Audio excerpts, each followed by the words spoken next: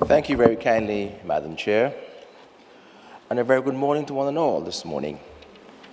My Permanent Secretary, Mrs. Peters, other protocols observed, invited guests, and persons participating in this most important seminar. I must first of all congratulate the Ministry of Labour for putting on this very important seminar today. I wish to adopt the statements made earlier that occupational safety is not a privilege, it is a right enshrined in the Antigua and Barbuda Labour Code, and a right which we shall all, the government, the trade unions, the employers and employees will protect.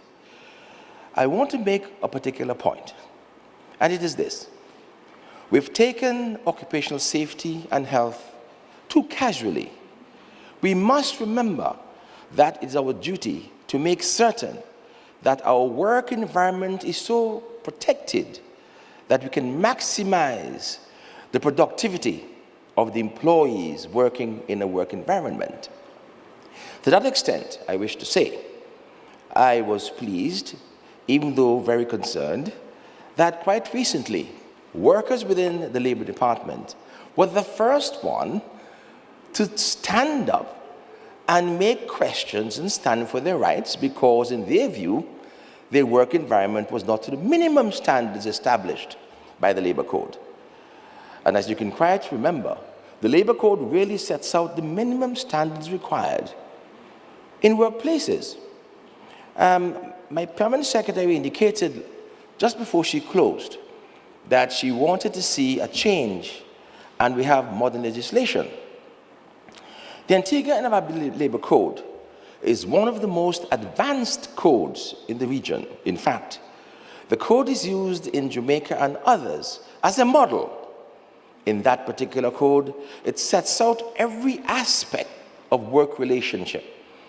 What is meant by equity? What is meant by employment? What is meant by health, safety, and welfare?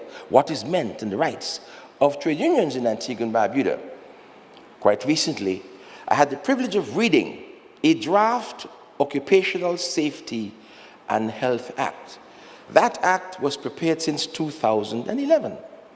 But my question is, and I'm going to ask you to think about it, discuss it, and make recommendations. Ought we to change our labor code? Meaning, ought we to take that section out of the code that deals with occupational safety and health?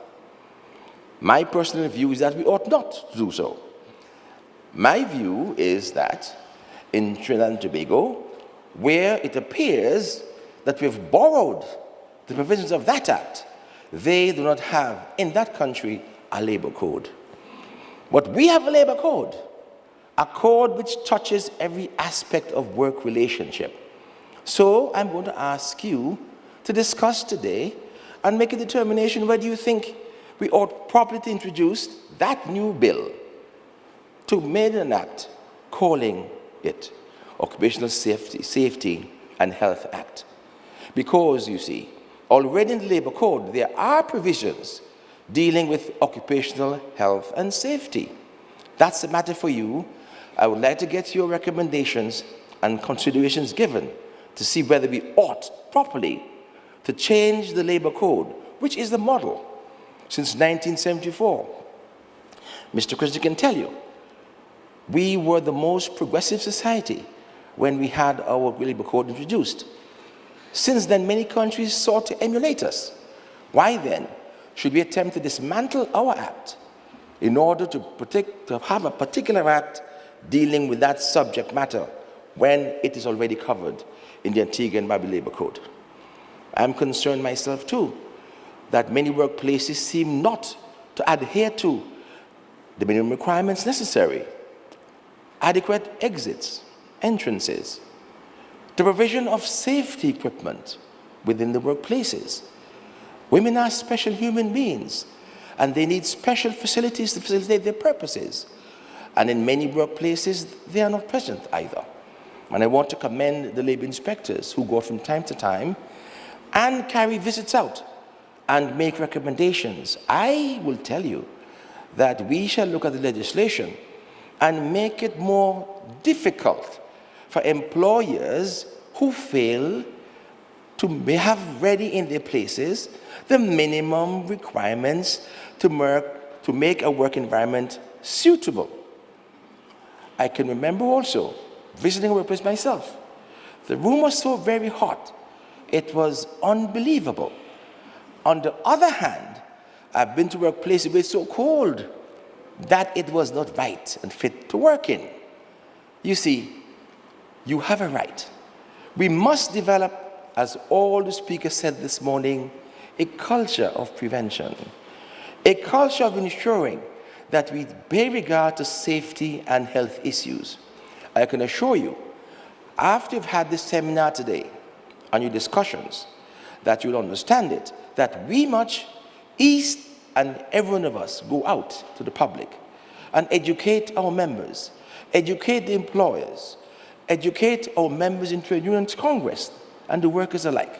Wherever you discover that there's a breach, don't be afraid to bring it to the attention of the authorities. It is my pleasure this morning to say to you that with God's help, with God's guidance, and your commitment to make certain that we enhance the culture of prevention, that your discussions today will bear fruit, and with those fruits will blossom into wonderful trees, and those trees will ultimately have fruits from which we all can eat. It is my great pleasure this morning, therefore, to declare this seminar open and hope that at the end of the day, we will leave here more knowledgeable, more prepared to accept and to advise, so we can work in unison to make the work environment, the workplace, a safe and healthy place in which we all shall work and we all shall live. Thank you very kindly, and God bless you.